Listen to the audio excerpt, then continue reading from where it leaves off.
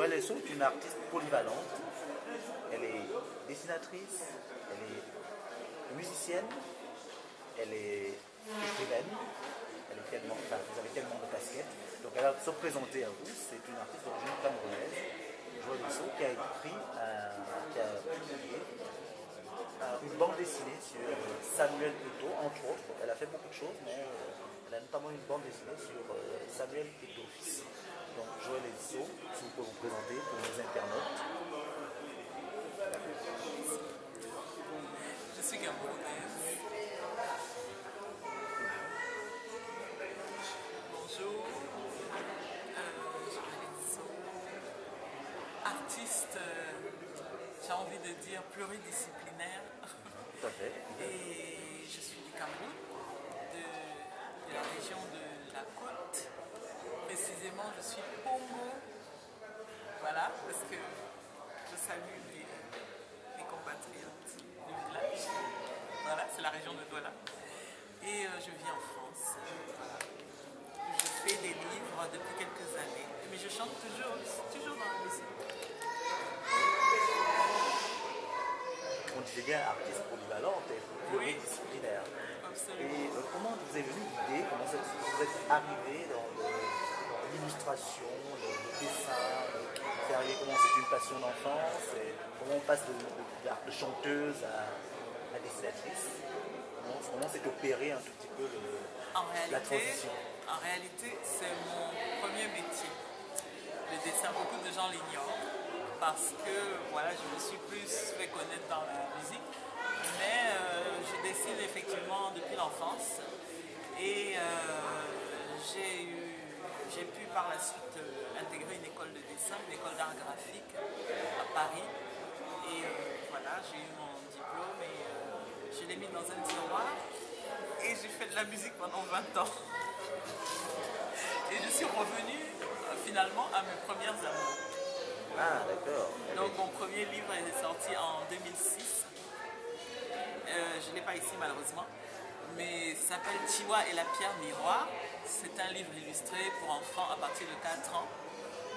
Et c'était écrit par Serge Billet, le journaliste, et voilà, et Joby Bernabé, qui est un conteur martiniquais. Et moi j'ai fait les dessins. C'était mon premier livre publié. D'accord. Vous ne faites que dans le dessin.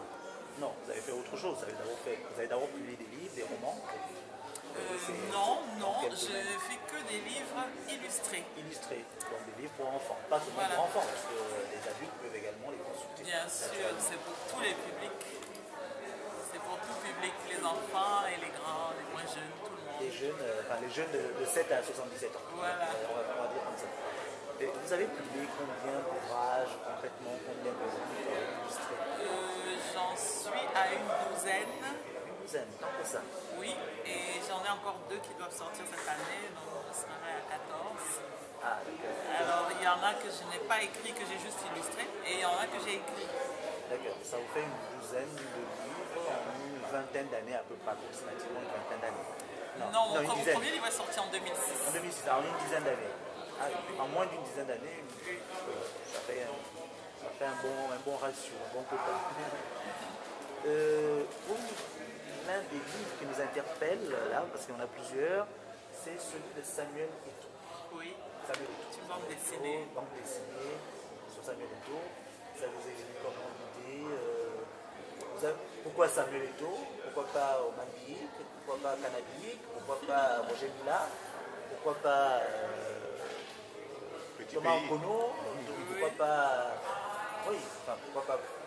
Le Cameroun a produit tellement de sportifs de haut niveau que, bon, on pourrait en citer des centaines. Et il y en a aussi en dehors du foot. Hein. Il y en a aussi en dehors du foot. Il y a Yannick Noah, Joachim Noah. Il y a Françoise Mbango. Françoise Mbango, en dehors du voilà, sport. C'est vrai que le foot, c'est le sport roi, comme on dit. Oui, le sport roi au Cameroun. Oui, au Cameroun. Je dirais que voilà, c'est une religion même. Oui. Mais dans le cadre de cette bande dessinée, il faut savoir que c'est une bande dessinée autobiographique. C'est-à-dire que c'est à l'initiative de Samuel lui-même. Ah, donc c'est Samuel Eto'o qui a passé la commande. C'est ça, c'est une autobiographie. Il a souhaité partager son parcours avec les plus jeunes. C'est pour ça qu'il a choisi ce moyen-là, qui est la bande dessinée, pour toucher le jeune public qui aime bien ce type d'ouvrage-là, parce qu'il voulait, se raconter lui-même, parce que beaucoup de choses se disent sur lui qui ne sont pas toujours forcément vraies. Et voilà, c'était un moyen de se raconter par cette forme qui est quand même assez originale. C'est vraiment très original. Après Samuel Eto'o, il y a eu d'autres projets, enfin, on a vu d'autres, dans tous ces livres que nous voyons. Vous êtes l'auteur de ces illustrations Alors oui, il y a ça, c'est un roman sentimental, comme une vie de star, comme une vie de star, qui est écrit par une auteure ivoirienne, et moi j'ai fait l'illustration. Et donc ça c'est également un roman sentimental, écrit par une autre ivoirienne. Le roman sentimental est très développé en Côte d'Ivoire. Oui. Donc voilà, c'est des histoires d'amour comme ce qu'on connaît, mais qui se passent en Afrique. Donc c'est assez intéressant. Ça c'est un ouvrage un peu particulier parce que c'est un livre qui contient un CD et un DVD. Voilà, donc ça c'est le CD et il y a le DVD derrière. Et le CD c'est vous? C'est moi, oui. C'est moi, j'ai composé toutes les chansons. Alors il y a des textes qui sont de moi et il y a des textes qui sont des poèmes d'Alexandre Pouchkine, le poète russe, parce que c'est voilà, c'est l'histoire de son arrière-grand-père Abraham Hannibal, qui était originaire du Cameroun. Ah, donc c'est intéressant ça de le préciser. Voilà, donc j'ai voulu, du Cameroun. c'est ça, donc j'ai voulu raconter ça. C'est un projet que j'ai intitulé Mémoire en musique. Donc des sujets, des thèmes historiques en chanson pour toucher un autre public, parce qu'il y a des gens qui pensent que peut-être l'histoire c'est pas très très attractif, mais il y a plusieurs manières de toucher le public. Il y a ceux qui vont dans les conférences avec les historiens, il y a ceux qui n'y vont pas, mais si on leur racontait la même histoire d'une autre manière, ils aimeraient tout de suite. Donc du coup par les chansons, il y a des gens qui ont connu cette histoire à travers mon ouvrage. Voilà. Et c'est une adaptation d'ailleurs que je me suis inspirée de l'auteur de ce livre aussi, qui est donc voilà, Abraham Hannibal. Alors ça c'est un roman historique sur la mère du chevalier de Saint-Georges. Le chevalier de Saint-Georges, c'est un compositeur français du XVIIIe qui est également colonel dans l'armée française. Et sa mère était sénégalaise. Il est né à la Guadeloupe, sur une plantation, parce que sa mère était esclave. Le chevalier de Saint-Georges, certains appelaient, à tort ou à raison, le Mozart noir. Voilà. Enfin, ou d'autres disaient, non, Mozart était plutôt le chevalier de Saint-Georges blanc. Parce qu'il était avant Mozart. Parce qu'il est arrivé avant Mozart. C'est ça. Ouais, je vois que vous connaissez ça. Et quand Mozart a rencontré Saint-Georges, Mozart avait 13 ans. Oui. Saint-Georges était déjà chef d'orchestre. Oui, donc logiquement, c'est Mozart qui s'est inspiré. C'est ça, logiquement, on ne peut pas l'appeler Mozart noir. Voilà, c'est un très beau roman historique qui parle de sa maman. Parce que c'est vrai que tous ces personnages-là, bon, on les connaît, mais on dit très peu de leur famille, surtout de leur maman, puisque malheureusement, c'est souvent des femmes anonymes qui sont des esclaves, etc. Donc j'ai fait l'illustration de couverture. Et les livres, on peut se les procurer? Alors vous pouvez les trouver. Alors on trouve tous nos livres à la librairie Taméry, qui se trouve à Belleville, à Paris, à 19 rue du Chalet, à Belleville, dans le 11e arrondissement. Tous nos livres sont disponibles là-bas. Mais sinon, quel que soit l'endroit où vous habitez, si vous êtes par exemple en France, vous pouvez commander chez n'importe quel libraire. Oui, ça arrive dans les 72 heures. Voilà. C'est un CD. Mungo, c'est mon premier album qui est sorti en 2005. Et en fait, c'est la bande originale d'un film qui s'appelle Les Saignantes, le film de Jean-Pierre Bécolo. Très film intéressant. camerounais. Donc toutes les chansons de cet Un album. film camerounais. Les Saignantes. J'ai vu les extraits. Oui, c'est un peu un road movie, un thriller Voilà. Et toutes les chansons de cet album sont dans le film. Ah, oui, c'est très Voilà. intéressant. Et donc ça c'est ma première bande dessinée. Petit Joss, école urbaine mixte. Ce sont mes souvenirs d'enfance. Petit Joss, c'est l'école primaire que j'ai fréquentée à Douala dans les années 70. Et c'est des bons souvenirs d'enfance, donc j'ai voulu les partager avec le public. Voilà. Ah, ben, c'est très intéressant. Et ensuite, Le Destin d'Aïssata. Ça, c'est un roman pour enfants, un roman jeunesse de 8 ans, de 8 à 12 ans, écrit par Jessica et Didier Reus. Jessica est camerounaise et Didier est français. Et donc, ils ont écrit ce petit roman et moi, j'ai fait des illustrations. Donc, il y a la couverture et il y a des dessins à l'intérieur aussi. Et ceci, c'est une guérison qui vient de loin. C'est un roman écrit par un Camerounais qui s'appelle Zesso Bali, qui vit en Belgique. Et donc c'est une belle histoire. C'est aussi un roman pour enfants de 8 à 12 ans et qui raconte l'histoire d'une petite Belge qui tombe malade et elle arrive à guérir mystérieusement grâce à un petit garçon qui se trouve au Cameroun. Et c'est l'histoire de cette guérison mystérieuse qui est racontée et c'est très intéressant pour les enfants. Donc moi j'ai fait la couverture et les dessins qui sont à l'intérieur.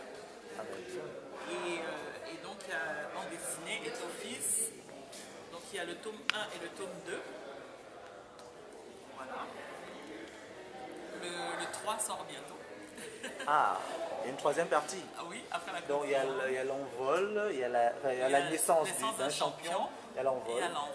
Puis il y a quoi, le déclin, la retraite? Non, pas du tout. Comment? Non, c'est juste une question. Il est en train de partir à la Coupe du Monde. Comment vous parlez de La déclin? consécration. Bon, vous gardez le titre du tome 3. Non, le tome 3, je peux donner le titre, ça s'appelle Tournant décisif.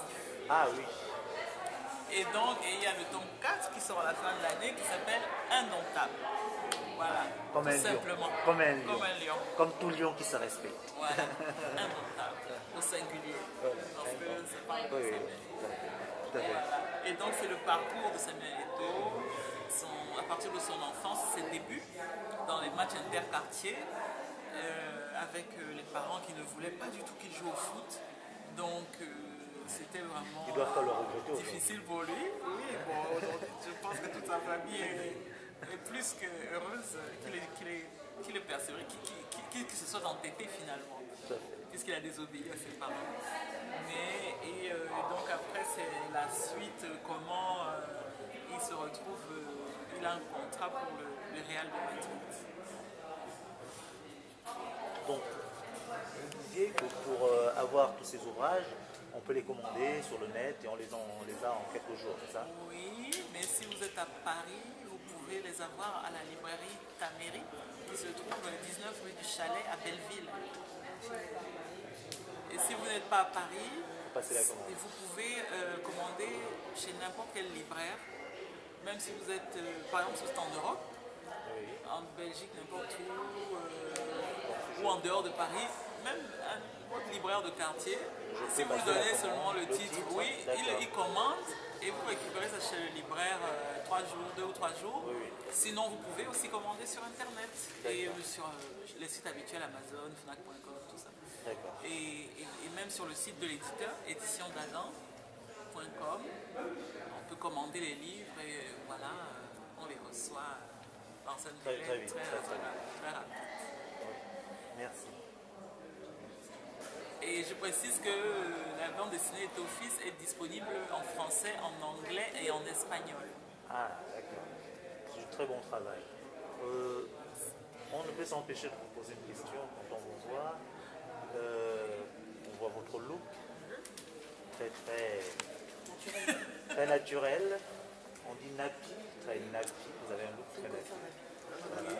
Ça se confirme, c'est vraiment...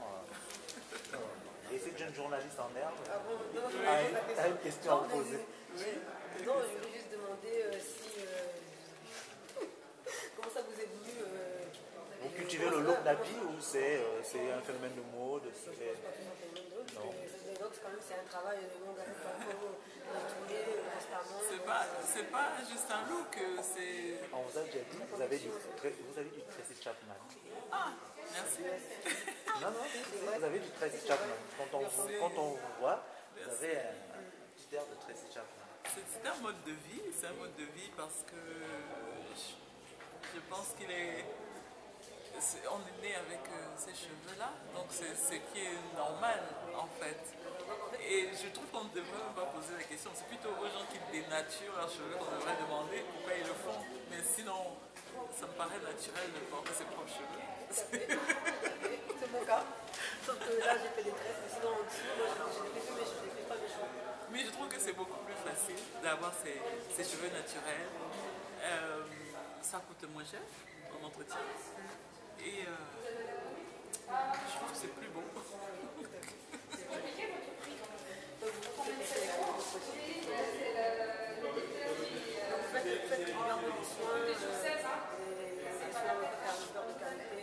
Oui, moi j'utilise que des produits naturels.